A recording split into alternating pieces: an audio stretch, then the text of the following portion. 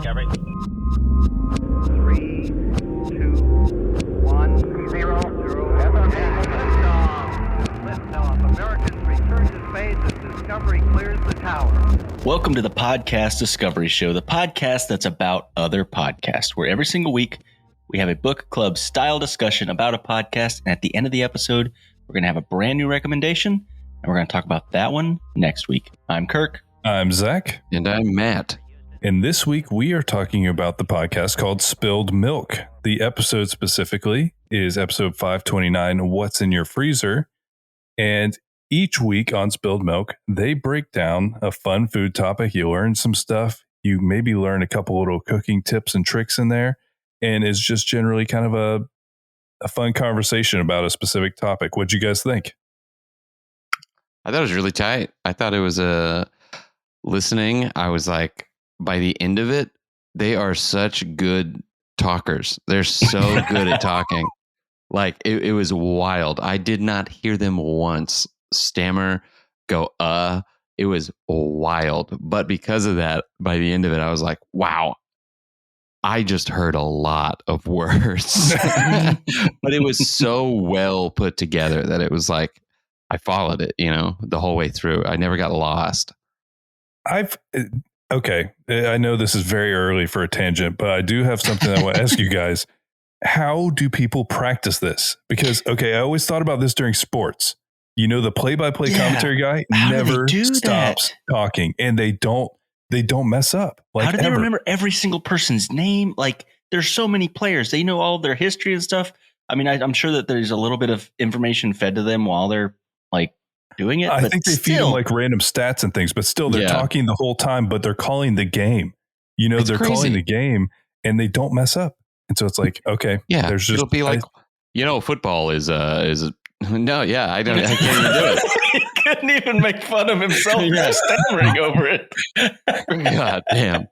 But it's so funny because they'll be on a tangent and they'll just be like, and that's 4th and 20 on the 4th down. Okay. Don't quit your day job, bro. All right, I'm messing with you. All right. No, but it is crazy. And so I know exactly what you mean, where there's definitely times where I listen to people and I'm like, basically exactly what you said.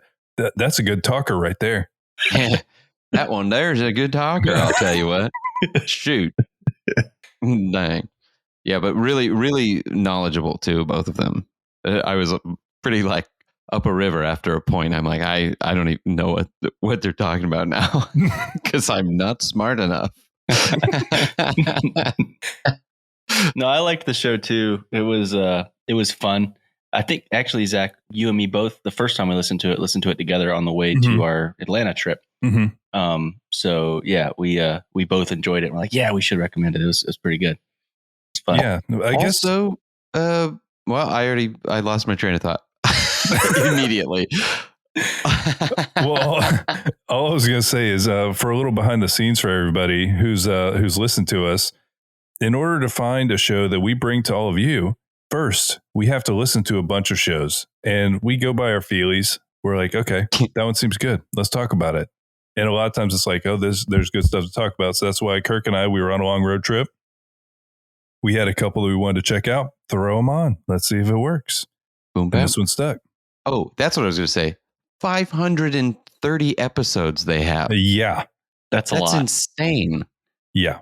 I was like, even if they did that every day of a year, that would have been a year and a half. Like, prolific. That's so wild. I guess a little more about their show. Every week on Spilled Milk, writers, comedians Molly Weisenberg and Matthew Amster Burton start with a food-related topic from apples to winter squash and run away with it as far as they can go. And regrettably, sometimes further.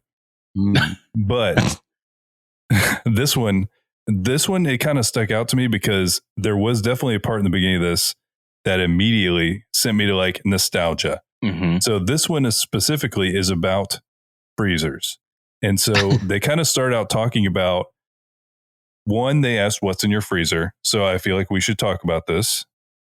And and there's another one that I feel like we should talk about, and it's the childhood things that were always in your freezer that send you back to that time. So guys, what's in your freezer right now? Hold on, no. I want to know what's in yours really bad. Because both of you are like cooks. You have interesting Cooks. food stuff. We enjoy cooking. Yeah, I do like there cooking. you go. But honestly, if that's my setup, you're going to be really disappointed. It's mostly stuff for, the thing is, if there's a kid in your house and my roommates have a kid, there's a lot of kid food. Like frozen chicken nuggets times 30. So the secret is you've always got food that your kids will eat so that you can cook what you want to cook and you and your wife can eat it. So there's always the freezers for the children, the freezer mac for and you. cheese, corn dogs, pizza rolls, all these horrible things that you probably shouldn't give your kids. That's what I've got in there for my kids for if I wanted to make some salmon or something that I know that they're not going to eat. I can give them, here's some pizza rolls instead. That's mostly what I use some the pizza freezer rolls. for. Me and Mom, you're going to eat the salmon and couscous. I don't know. Salmon and couscous. That's very specific. Don't act like you don't know. But yeah, mostly I do use it for having quick stuff ready. So shout out Sam's Club, not a sponsor, obviously, because why would Walmart sponsor us? But they have this really good like smoked chicken breasts that take like 2 minutes to heat up, and you throw it on a salad or whatever. It's really good. I always have frozen veggies in there now because I make so much kimchi soup. So I just throw frozen veggies, whatever random meat you have in your fridge, and kimchi in a pot, cook it, throw in ramen noodles, delicious. And so that's like a 5-minute thing, and then you don't have to go out to like a fast food place. That sounds good.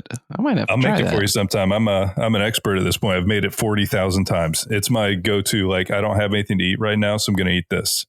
Okay. I won't say no to that. Well, mine has the usual things: ice packs, some frozen veggies, some frozen pizzas, body parts, and like other things like that. The normal. Yeah. The normal stuff. It's really kind of sad. It's not really that sad. That's what we're saying, is that it's okay. Just have, but they did mention a couple things that I do want to have. I never thought about freezing butter. I hadn't either. That sounds sweet. I did that the other day on accident. But I did learn something. I had it in like a jar, and it was like completely full. And I put it in there because what I did is I infused like 3 sticks of butter with garlic. So I cooked garlic in olive oil, and then I like mashed it up and cooked or melted butter with it. So it's garlic butter now. But I wanted it to cool off so that I could, scoop it out, not be liquid. And I put it in the freezer and forgot about it. But it was in a jar. I was like, oh my God. We were at work the other day, and my kids were at home, and I was like, oh my God. I texted my daughter. She's like, please tell me when you go to the freezer next. She didn't text me, but I checked at home, and I was worried it was going to explode. You know how like water or a soda will, but it didn't. So I don't know what the science behind that is, but it didn't really expand like other liquids do. But I guess it's because I don't know. I don't know why it didn't. Most liquids don't get bigger when they freeze. I think that's like a specific thing for water, right? I mean, soda's okay. too. Here we go. Okay, here we go. I'm up a river. I'm up a river immediately. I think that's true, but I don't know. We're good talkers here. Yeah. We know the science as well. As you can tell, we are all very stupid. But no, I mean that it sounds like you're going to have that already ready for you next time you need it. But now it'll stay good for a really long time. And the other one was the ground beef in the freezer. That makes perfect sense. I can do that too. But yeah, they did give me the inspiration to do that. Literally after listening to that podcast, next time I went grocery shopping, I'm like, I need ground beef for tacos. I also need ground beef for my freezer. So I have a pack in the freezer ready for whenever emergency hits, and I need some meat, and I didn't go to the store. I was inspired because Molly kept her poetry in there. So of course I'm keeping my poetry in there now.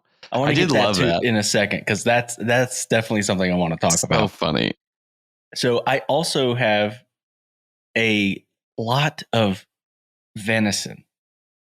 And see, what happened is my father-in-law, a deer died. He hunts a lot, and I used to hunt a lot, and I just haven't had the opportunity in the last few years to be able to go. So I usually had some growing up, and I used to always eat it. But I'm the only one who eats it in the house, and every time he sees me, he gives me venison, which is very generous, and I love it. But it's starting to stack up in there. Dude, hook me up. I love venison. Okay, I feel need like to it's get you super some. underrated. Oh yeah, it tastes good. Great. It's so good. But I'm starting to give him vegetables now every time I see him. Because we like I took him an onion yesterday. I like how you feel like that's a good trade. He's giving you venison. You're like, no, I know. Here's a potato for you. For your sacrifice. I shot this buck right through the head for you. What? You're like, I shot this onion as well. Yeah, well, you better not say it unless you actually shoot it. If that thing doesn't have a bullet hole, I don't want it. Man. But yeah, so I've got a lot of that in there. Other than that, I've got some stuff for smoothies all the time. Some, like I used to do that. A lot of frozen fruit and some like kale and maybe some turmeric or something you throw in a smoothie. Just prepped, ready for that, and that's it. It's kind of boring. Yeah, I will say I do have things in there that I've probably had in there for years. That's my problem. I feel like in the back, the deep crevasses of the freezer, you'll know what's in there. We don't have a particularly big one, but I don't know how this has happened. But I think we have a little acai berry pouch that was supposed to be for smoothies, but I'm pretty sure we've had that since California, which was like, how did you get it back here? 5 years ago. Did you put in a cooler? I don't know. But it's somehow I just vividly I like know it. It's my best friend, It's I know it's in there. Yeah, watching over me. And for some reason, we won't use it. It's like, okay. I know exactly what you're talking about. I use those pouches. I have some of those pouches for my smoothies too. They work great. But yeah, that's what I have in mind. Anybody else have any more things that they want to talk about in their freezer? I think we've talked about our freezers long enough. Yeah. But yes, talking about, you mentioned, Matt, Molly putting her poetry in the freezer and documents, like important documents. Funny. So she first started putting the poetry in there when she was like in high school, because someone told her that it was a good place to save documents in case there was a fire or something. I love that high school logic too. It's probably like, it's cold, so fire. You know what fire hates? Cold. Yeah. And I literally was thinking about it. I think I even paused the podcast. Me and Zach were listening to it. I'm like, that's a genius idea. We did have a full-on conversation about, wait, how can we make this work so it doesn't smell like stanky freezer on there? Like vacuum seal it first and put in a Tupperware. I don't know. We need to make fake TV dinners that are actually file safes. Honestly, I feel like it's a genius move. That's great. Well, it brought me back to... It's a genius move until you have, like, your grandma comes over, and your grandma is always the one that, like, starts cleaning your house, and you don't really pay attention, and then you realize that she's gone through your pantries and then your freezer and thrown out all of your old food, and you're like, wait, grandma, that wasn't really an old pizza that's not good for me that you don't want me to eat. There. That was my will. See, I thought you were going to say that your grandma comes over and accidentally eats like your last will and testament. She's like, I had a TV dinner. You're like, I don't have a TV. Salisbury steak. Yeah. It tasted bad. It was very pulpy. Yeah. Tasted like paper, to be quite frank. Yeah, but I love that because it brought me back to those when Hurricane Irma was coming through and everybody's like, store all of your everything in your dishwasher. And I don't even remember that part. Yeah, there was this like thing going around. What are you putting in the dishwasher again? Anything you didn't want to get wet, which was so funny to me because it's like, it's got a seal. And it's like, waterproof, I guess. But here's the thing: is it's got pipes. So if your place is getting flooded, it's getting flooded with it because the pipes are going. And there were all these things that were like, do not put your stuff in a dishwasher. They're like, dishes go in there to get cleaned. What are you thinking? Like the first time, and I mean, now we've lived in a pandemic for 2 years, so we've seen a different level of panic. But that was the first time where I saw people kind of freaking out. We thought we were going to get hit by Irma, and you could feel the panic, and there was no water anywhere that you could buy, and so it was like, okay, everybody, just settle down. Oof. Oh yeah. Do people not realize that, like, if you just take all your containers in your house and you just fill them with water, then you've got a lot of water. Then you don't have to go buy all these bottles of water and gallons of water. No, my favorite sweet justice that happened was all those idiots selling like an entire closet full of toilet paper on Craigslist 2 months after the pandemic started. I was like, nope, I hope nobody buys that. And I hope that you drown in your toilet paper. Because, paper debt. because you have done, you made it so all of us were scared if we were going to even have toilet paper, and you deserve this. You deserve what you have right now. I never thought of how important toilet paper was until I couldn't freaking find it anywhere. You know, That's true. Okay. I was going to get more into that, but I won't. I was going to say, that's a hell of a tangent. Yeah, okay, now Molly mentioned something else that I want to hit on. She mentioned a door-to-door meat salesman. Oh, love this. We have talked about this. I don't know if it's been on the show, but we've talked about this because this happens still right now. This is a thing. No, and it's not anywhere near as scary as the people that show up randomly once a year and like on the side of the road, and they're like, we got 40 ribeyes for $3.50. And it's like, I don't know how I can buy 40 ribeyes for $3, but I don't want them.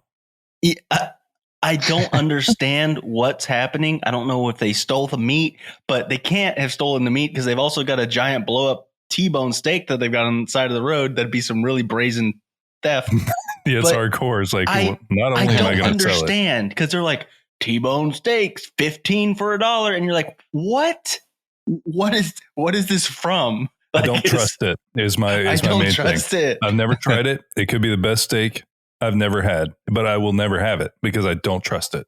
But have you guys ever had the guys come to your house and try to sell you meat? I don't think so. No, I don't think so. No, I've had it multiple times. I had it right before I moved to this house, and that was my out. Is like I'm literally packing right now. I'm moving. Oh, I thought you were like, well, that's it. I'm leaving. Stupid meat, man. Stop coming to my house. Well, it's frozen, so all you got to do is throw it in the cooler. And I'm like, shut up. I don't want to buy meat from you. I'm trying to be nice and not be like, get out of my property. But it's this like weird pitch. I've gotten it multiple times and it's always the same pitch. It's like, hey man, I gotta go back to the shop and it's the end of the day and I've only got like so many meats in my I only have 13 meats left in here. And I'll give it to you at this fire bargain sale because I'm just trying to get rid of it because it's the end of the day.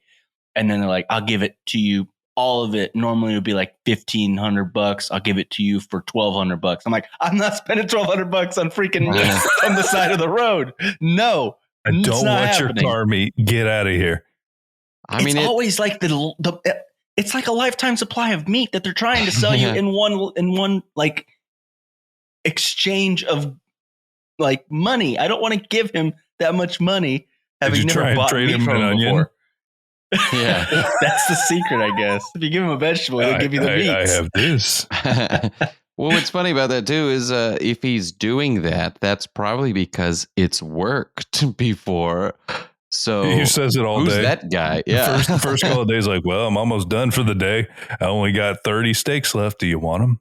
7 a.m. But But your night shift guy. Yeah.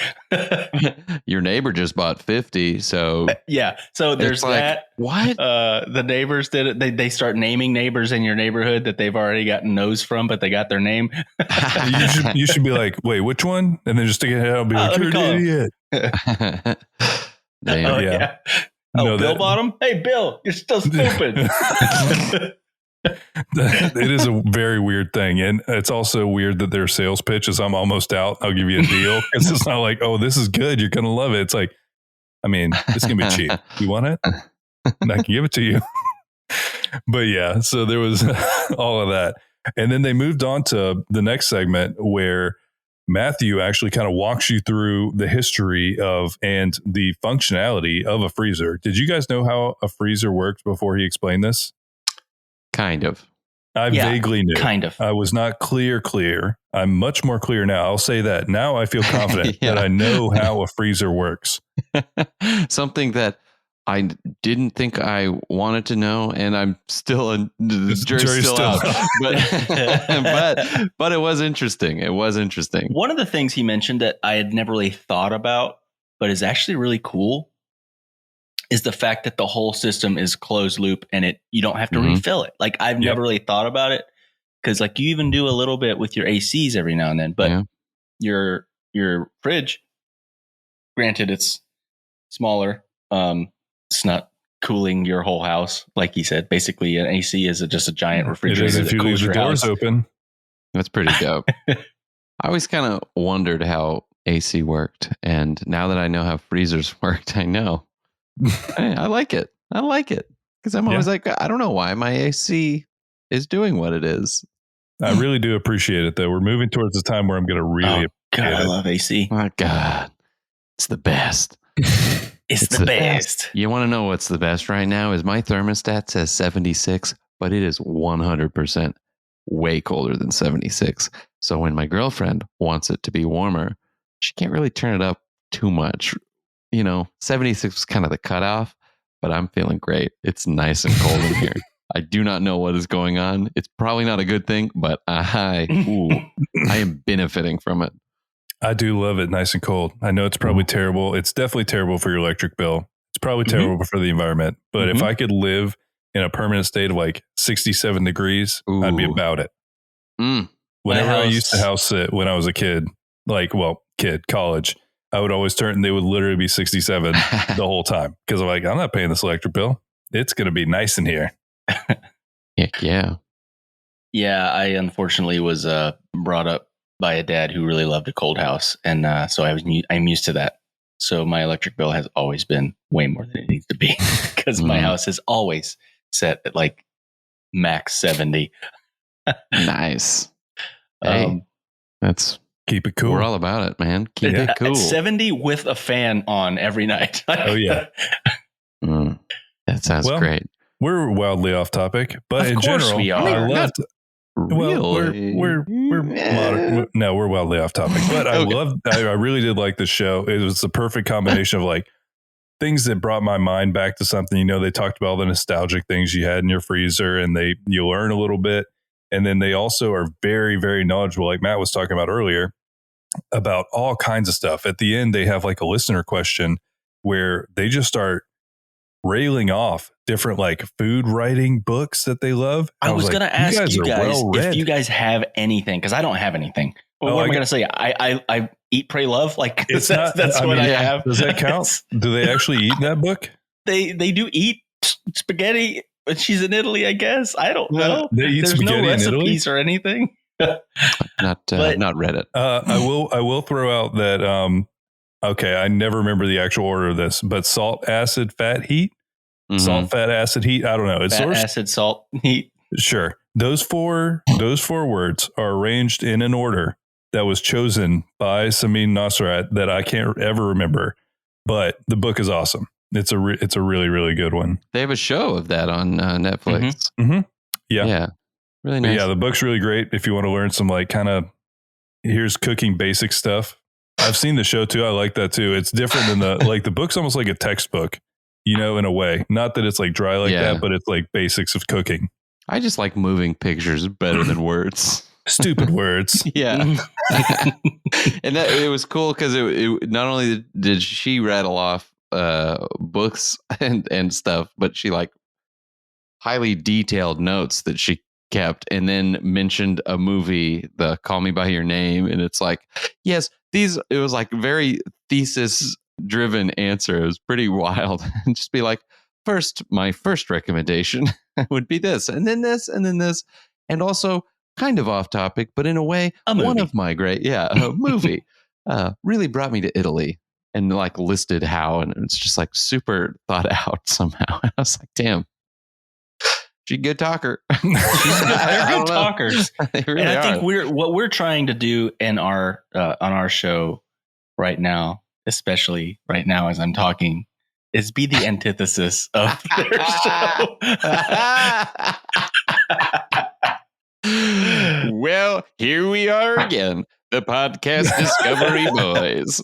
Oh man, yeah, because I do find myself starting to talk and then halfway through being like, what am I trying to say? Yeah, it's a bad feeling, but it's a bad feeling. We do it because we care. We care about things, probably. It feels like you're running as fast as you can towards a lake I'm liking it so far. And I'm totally normal thing to do. I already lost the analogy. When you're like full spread out of lake, you're like halfway there, and you're like, I don't want to do this. I'm scared. Is it cold? Is it deep? I don't even know. What am I doing? And then you stop and you go, oh, I don't even remember what I was doing out here. Which is exactly what I do with that analogy. The analogy, yeah. Honestly, very meta analogy. Yeah. Perfect analogy. That's why they call them metaphors. That's pretty clever. I'm a good talker. Well, yeah, that was Spilled Milk. Everybody check it out. Man, we were the stupidest we've ever sounded on this episode. It is pretty impressive. I feel like we set ourselves and up we've for talked failure. about some really smart things before, but somehow this is the one that we stick with as sounding the stupidest. Fine, whatever. It's okay. It's. I am what I am. Yep. Popeye told us that. Exactly. We really made Spilled Milk look really good today. So, I mean, then we've done our job. To it. Yeah, they talk better than us. Real they good. Sure live. do.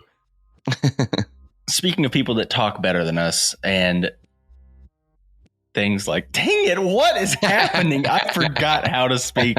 Now I'm in my own head about talking. I do think that you have gotten to yourself. No one did this to you. It's just you. I know. I was trying to do a segue like Matt does, and he's so good at making it all smooth and stuff, and he's all improv-y so that if he doesn't know where he's going with it, he can make it work anyway. And I'm over here just overthinking everything because that's what I'm good at. But I have a recommendation for next week, and it is the show called WireTap with Jonathan Goldstein. I love Jonathan Goldstein. He's the one that hosted Heavyweight that we did. Yeah, great show. And he's really good. But this episode is called Radical Honesty.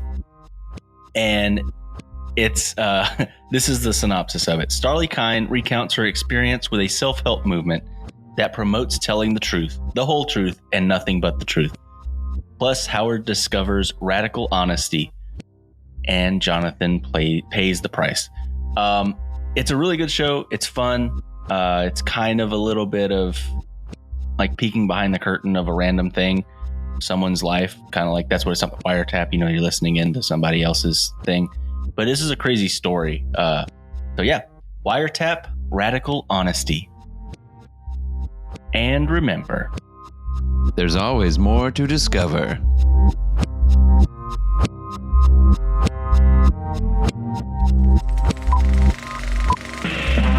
This was a podcast from the Podfix Network. You can check out more shows like it at podfixnetwork.com.